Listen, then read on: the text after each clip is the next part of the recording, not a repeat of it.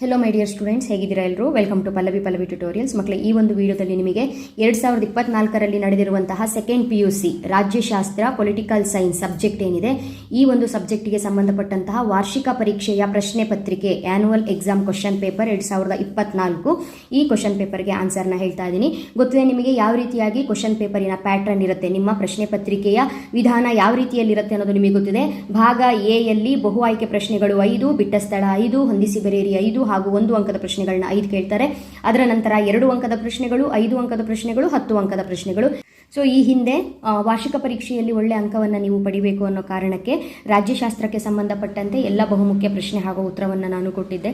So match ಮಾಡಿ ನೋಡಿದಾಗ ನೀವು ಅಟೆಂಡ್ ಮಾಡಲಿಕ್ಕೆ ವೆರಿ ಇಂಪಾರ್ಟೆಂಟ್ ಕ್ವಶನ್ಸ್ ಏನು ಕೊಟ್ಟಿದೆ ಅದೆಲ್ಲವೂ ಕೂಡ ಎಕ್ಸಾಮಿಗೆ ಬಂದಿರುವಂಥದ್ದು. ಸೊ ಭಾಗ ಎ ಯಲ್ಲಿ ಮೊದಲ ಪ್ರಶ್ನೆ, ಗಡಿರೇಖೆ ಆಯೋಗದ ಅಧ್ಯಕ್ಷರು ಯಾರು ಅಂತ ಕೇಳಿದರೆ ಸರ್ ಸಿರಿಲ್ ರಾಡ್ಕ್ಲಿಫ್. ಎರಡನೇ ಪ್ರಶ್ನೆ, ಸರ್ದಾರ್ ವಲ್ಲಭಭಾಯಿ ಪಟೇಲ್ ಪೊಲೀಸ್ ಅಕಾಡೆಮಿ ಇರುವ ಸ್ಥಳ ಯಾವುದು ಅಂತ ಕೇಳಿದರೆ ಹೈದರಾಬಾದ್. ನೀವು ಮಸೂರಿ ಅಂತ ಕನ್ಫ್ಯೂಸ್ ಮಾಡ್ಕೊಳ್ಳೋ ಹಾಗಿಲ್ಲ. ಸರ್ದಾರ್ ವಲ್ಲಭಭಾಯಿ ಪಟೇಲ್ ಅವರ ಪೊಲೀಸ್ ಅಕಾಡೆಮಿ ಇರುವಂತಹ ಸ್ಥಳ ಎಲ್ಲಿ ಅಂತ ಹೇಳಿದ್ರೆ ಹೈದರಾಬಾದ್. ಸಾಂಸ್ಕೃತಿಕ ವೈವಿಧ್ಯತೆಗಳ ನಾಡು ಅಂತ ನಾವು ಯಾವುದನ್ನ ಕರಿತೀವಿ? ಭಾರತ. ರಾಷ್ಟ್ರದ ಪ್ರತಿಭಾವಂತ ವಿದ್ಯಾರ್ಥಿಗಳ ಸಮೂಹ ಹೆಚ್ಚಿನ ಹಣ, ಸೌಲಭ್ಯ ಮತ್ತು ಗೌರವಗಳಿಗಾಗಿ ವಿದೇಶಗಳಿಗೆ ವಲಸೆ ಹೋಗುವುದನ್ನು ನಾವೇನಂತ ಕರಿತೀವಿ? ಹೊರಗುತ್ತಿಗೆ. ವೆಸ್ಟ್ಫಾಲಿಯಾ ಒಪ್ಪಂದ ಯಾವಾಗ ನಡೆದಿದ್ದು? 1648. ನೆಕ್ಸ್ಟ್ ಬಿಟ್ಟ ಸ್ಥಳ ಪ್ರಶ್ನೆಗಳು. ಬ್ರಾಕೆಟ್ ಅಲ್ಲಿ ಉತ್ತರವನ್ನ ಕೊಟ್ಟಿರ್ತಾರೆ. ನಿಮಗಿದು ತುಂಬಾನೇ ಈಸಿ ಆಗುತ್ತೆ. ಯಾಕಂತ ಹೇಳಿದ್ರೆ ಇಲ್ಲಿ ಕನ್ಫ್ಯೂಸ್ ಆಗೋ ರೀತಿ ಯಾವುದೇ ರೀತಿಯ ಪ್ರಶ್ನೆಗಳನ್ನ ಕೊಟ್ಟಿಲ್ಲ, ಈಸಿಯಾಗಿ ಬರೀಬಹುದು. ಚುನಾವಣೆ ಪದದ ಮೂಲ ಪದ ಯಾವುದು? ಎಲಿಗೆರೆ. ಕೇಂದ್ರ ಸೇವೆಗೆ ಉದಾಹರಣೆ IFS. ಶೋಷಿತ ಮಹಿಳೆಯರಿಗೆ ಶಿಕ್ಷಣ ಪ್ರಾರಂಭಿಸಿದ ಪ್ರಥಮ ಶಿಕ್ಷಕಿ ಯಾರು? ಸಾವಿತ್ರಿ ಬಾಪುಲೆ. ಅನಕ್ಷರತೆಯನ್ನು ಒಂದು ಅಸ್ವಾತಂತ್ರ್ಯ ಎಂದು ಹೇಳಿದವರು ಯಾರು? ಅಮಾರ್ತ್ಯ ಸೇನ್. ಬ್ರಿಕ್ಸ್ನ ಸದಸ್ಯ ರಾಷ್ಟ್ರಗಳ ಸಂಖ್ಯೆ ಎಷ್ಟು? 5. ಅದೇ ರೀತಿಯಾಗಿ ಹೊಂದಿಸಿ ಬರೆಯಿರಿ ಪ್ರಶ್ನೆಯನ್ನ ಕೊಟ್ಟಿದ್ದಾರೆ. ಇದು ಸ್ವಲ್ಪ ಡೌಟ್ ಆದರೂ ಕೂಡ ಈಸಿ ಆಗಿತ್ತು, ಸ್ವಲ್ಪ ಯೋಚನೆ ಮಾಡಿ ಬರಿಬೇಕಾಗಿತ್ತು. ಭಾರತ ರಾಷ್ಟ್ರೀಯ ಕಾಂಗ್ರೆಸ್ 1885. ಸಚಿವಾಲಯ, ಮುಖ್ಯ ಕಾರ್ಯದರ್ಶಿ, ಮೂಕನಾಯಕ. ಇದಂತೂ ತುಂಬಾ ಈಸಿ ಇದೆ. Mooknayak doctor BR Ambedkar. ಸ್ವೀಡನ್ನ ಭ್ರಷ್ಟಾಚಾರ ವಿರೋಧಿ ಸಂಸ್ಥೆ ಓಂಬುಡ್ಸ್ಮನ್. ಬಂಗಬಂಧು ಆನ್ಸರು ಶೇಖ್ ಮುಜೀಬುರ್ ರೆಹಮಾನ್. ಶೇಖ್ ಮುಜೀಬುರ್ ರೆಹಮಾನ್. ಮುಂದಿನ ಪ್ರಶ್ನೆ 1 ಅಂಕದ ಪ್ರಶ್ನೆಗಳು. ಲೋಕಾಯುಕ್ತರನ್ನು ಯಾರು ನೇಮಿಸುತ್ತಾರೆ? ಇದಕ್ಕೆ ಉತ್ತರ ರಾಜ್ಯಪಾಲರು. ರಾಷ್ಟ್ರಪತಿಗಳು ಅಂತ ಕನ್ಫ್ಯೂಸ್ ಮಾಡ್ಕೊಳ್ಬೇಡಿ. ಲೋಕಾಯುಕ್ತರನ್ನು ನೇಮಕ ಮಾಡುವವರು ರಾಜ್ಯಪಾಲರು. ಅಸ್ಮಿತೆ ರಾಜಕಾರಣವನ್ನು ಗುರುತಿಸಿದವರು ಯಾರು ಅಂತ ಹೇಳಿದ್ರೆ LA Kaufman. LA Kaufman. WTO world trade organisation. World trade organisation ಕನ್ನಡದಲ್ಲಿ ವಿಶ್ವ ವ್ಯಾಪಾರ ಸಂಘಟನೆ. ಲೇಸಸ್ ಫೇರ್ನ ಅರ್ಥವೇನು? ಲೇಸಸ್ ಫೇರ್ ಅಂತ ಹೇಳಿದ್ರೆ ಮುಕ್ತ ವ್ಯಾಪಾರ ಅಥವಾ ಮುಕ್ತ ವ್ಯಾಪಾರ ನೀತಿ ಅಂತ ಬರೆದ್ರೂ ತಪ್ಪಿಲ್ಲ. ಭಾರತದ ವಿದೇಶಾಂಗ ನೀತಿಯ ಶಿಲ್ಪಿ ಯಾರು? ಜವಾಹರಲಾಲ್ ನೆಹರು. ನೆಕ್ಸ್ಟು ಭಾಗ B ಯಲ್ಲಿ 2 ಅಂಕದ ಪ್ರಶ್ನೆಗಳು. ನಿಮಗೆ 2 ಅಂಕದ ಪ್ರಶ್ನೆಗಳು ಯಾವ್ಯಾವ ಅಧ್ಯಾಯದಲ್ಲಿ ಬರುತ್ತೆ, ಎಷ್ಟು ಪ್ರಶ್ನೆಗಳು ಬರುತ್ತೆ, ಎಷ್ಟು ಪ್ರಶ್ನೆಗೆ ಉತ್ತರವನ್ನು ಬರಿಬೇಕು ಅಂತ ಹೇಳುವಾಗ ಮೊದಲೇ ಹೇಳಿದ್ದೆ, ನೀವು ಕೇವಲ 5 ಪ್ರಶ್ನೆಗಳಿಗೆ ಉತ್ತರವನ್ನು ಬರಿಬೇಕು. ಈ 5 ಪ್ರಶ್ನೆಗಳಲ್ಲಿ ಮೊದಲ 3 ಪ್ರಶ್ನೆಗಳು ಮೊದಲ ಅಧ್ಯಾಯದಿಂದನೇ ಬರುತ್ತೆ. ಮೊದಲ ಅಧ್ಯಾಯದಲ್ಲಿ ಇರುವಂಥದ್ದು ಕೇವಲ 2 ಅಂಕಕ್ಕೆ ಕೇಳುವಂತಹ ಸಾಧ್ಯತೆ ಇರುವಂಥದ್ದು 7 ರಿಂದ 8 ಪ್ರಶ್ನೆಗಳು ಮಾತ್ರ. ಇಷ್ಟನ್ನ ಓದ್ಕೊಳ್ಳಿ. 3 ಪ್ರಶ್ನೆ ಗ್ಯಾರಂಟಿ ಅಂತ ಹೇಳಿದ್ದೆ.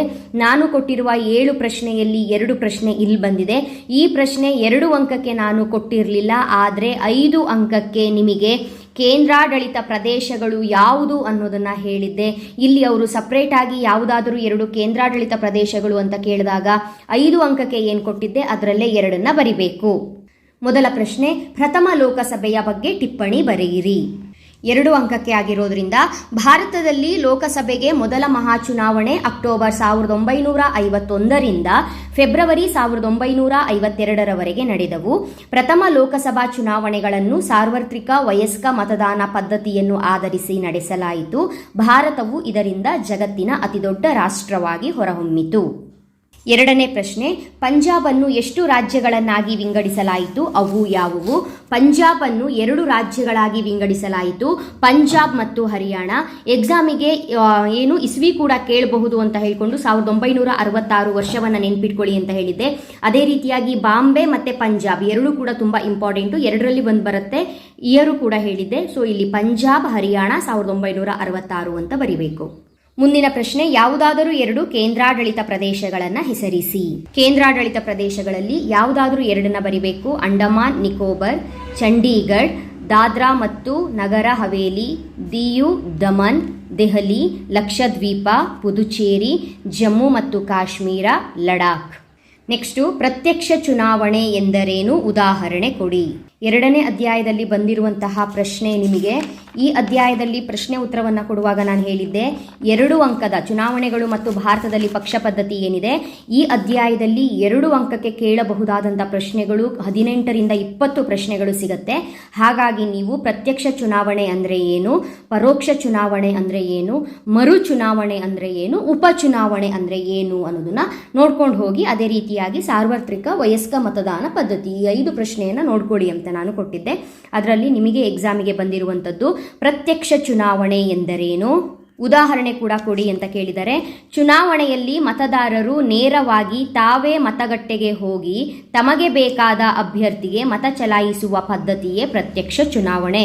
ಉದಾಹರಣೆಗೆ ಭಾರತದ ಲೋಕಸಭೆ ಮತ್ತು ವಿಧಾನಸಭೆ. ಮುಂದಿನ ಪ್ರಶ್ನೆ, ನಾಗರಿಕ ಸೇವೆಯಲ್ಲಿ ರಾಜಕೀಯ ತಾಟಸ್ಥ್ಯ ಎಂದರೇನು? ಉತ್ತರ, ನಾಗರಿಕ ಸೇವಾ ಸಿಬ್ಬಂದಿ ಎಲ್ಲ ರೀತಿಯ ರಾಜಕೀಯ ಚಟುವಟಿಕೆಗಳಿಂದ ದೂರವಿರಬೇಕು.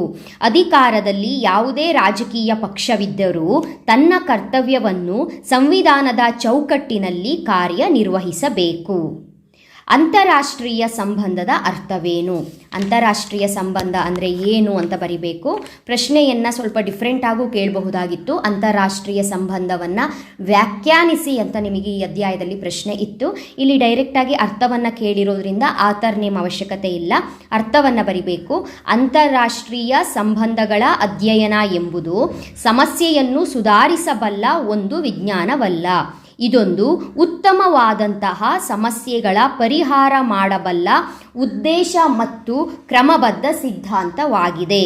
ಮುಂದಿನ ಪ್ರಶ್ನೆ, ಭದ್ರತಾ ಮಂಡಳಿಯ ಯಾವುದಾದರೂ 2 ಕಾಯಂ ಸದಸ್ಯರನ್ನು ಹೆಸರಿಸಿ. Britain, America, Russia, China. Simla ಒಪ್ಪಂದಕ್ಕೆ ಸಹಿ ಹಾಕಿದವರು ಯಾರು? ಇಂದಿರಾ ಗಾಂಧಿ ಮತ್ತು ಝಡ್ ಎ ಭುಟ್ಟೋ. ಇಂದಿರಾ ಗಾಂಧಿ ಮತ್ತು ಝಡ್ ಎ ಭುಟ್ಟೋ. ಯಾವುದಾದರೂ 2 ಮಿಲಿಟರಿ ಬಣಗಳನ್ನು ಹೆಸರಿಸಿ.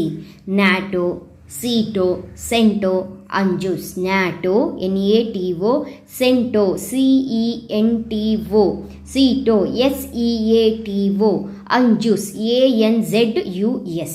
ನೆಕ್ಸ್ಟು ಭಾಗ ಸಿಯಲ್ಲಿ 5 ಅಂಕದ ಬಹುಮುಖ್ಯ ಪ್ರಶ್ನೆಗಳು. ನಾನು ಕೊಟ್ಟಿರುವ ಪ್ರಶ್ನೆಯಲ್ಲಿ ಮೊದಲ ಪ್ರಶ್ನೆನೇ ಇದಾಗಿತ್ತು. ಪ್ರಥಮ ಸಾಮಾನ್ಯ ಚುನಾವಣೆಯ ಬಗ್ಗೆ ಟಿಪ್ಪಣಿ ಬರೆಯಿರಿ. ಸಾರ್ವತ್ರಿಕ ವಯಸ್ಕ ಮತದಾನ ಪದ್ಧತಿಯನ್ನು ಆಧರಿಸಿ ಭಾರತದಲ್ಲಿ ಲೋಕಸಭೆ ಮೊದಲು ಮಹಾ ಚುನಾವಣೆ 1951 ಅಕ್ಟೋಬರ್ 1952 ಫೆಬ್ರವರಿವರೆಗೆ ನಡೆದವು. ಈ ಚುನಾವಣೆ ಪ್ರಜಾಪ್ರಭುತ್ವದ ಇತಿಹಾಸದಲ್ಲೇ ಒಂದು ಬೃಹತ್ ರಾಜಕೀಯ ಪ್ರಯೋಗವಾಯಿತು. ಮಹಾ ಚುನಾವಣೆಯ ಅಂಶಗಳು ಅಥವಾ ಪ್ರಥಮ ಚುನಾವಣೆಯ ಅಂಶಗಳು ಏನೇನು ಅಂತ ಹೇಳಿದ್ರೆ, ಚುನಾವಣೆ ನಡೆದ ಒಟ್ಟು ಲೋಕಸಭಾ ಸ್ಥಾನಗಳು 489, ಮತದಾರರ ಸಂಖ್ಯೆ 176 ಮಿಲಿಯನ್, ಮತದಾನ ಮಾಡಿರುವವರು 105.5 ಮಿಲಿಯನ್, ಮತಗಟ್ಟೆಗಳ ಸಂಖ್ಯೆ 2,24,000 ಮತಗಟ್ಟೆಗಳು. ಶೇಕಡವಾರು ಮತದಾನ ಎಷ್ಟಾಗಿತ್ತು ಅಂತ ಹೇಳಿದ್ರೆ 45%. ಚುನಾವಣಾ ಕಣದಲ್ಲಿದ್ದಂತಹ ರಾಜಕೀಯ ಪಕ್ಷಗಳು 70 ಆಗಿದ್ದವು. ಚುನಾವಣೆಯಲ್ಲಿ ಸ್ಪರ್ಧಿಸಿದ ಅಭ್ಯರ್ಥಿಗಳ ಸಂಖ್ಯೆ 1800 ಆಗಿತ್ತು. ಈ ಚುನಾವಣೆಯಲ್ಲಿ 364 ಸ್ಥಾನಗಳನ್ನು ಪಡೆದು ಭಾರತೀಯ ರಾಷ್ಟ್ರೀಯ ಕಾಂಗ್ರೆಸ್ ಜನಪ್ರಿಯ ಪಕ್ಷವಾಗಿ ಹೊರಹೊಮ್ಮಿತು. ಚುನಾವಣಾ ಪ್ರಕ್ರಿಯೆ ಸಂಪೂರ್ಣ ಶಾಂತಿಯುತವಾಗಿ ನಡೆಯಿತು. 2ನೇ ಪ್ರಶ್ನೆ, ನಾಗರಿಕ ಸೇವಾ ವರ್ಗದ ಲಕ್ಷಣಗಳನ್ನು ಚರ್ಚಿಸಿ.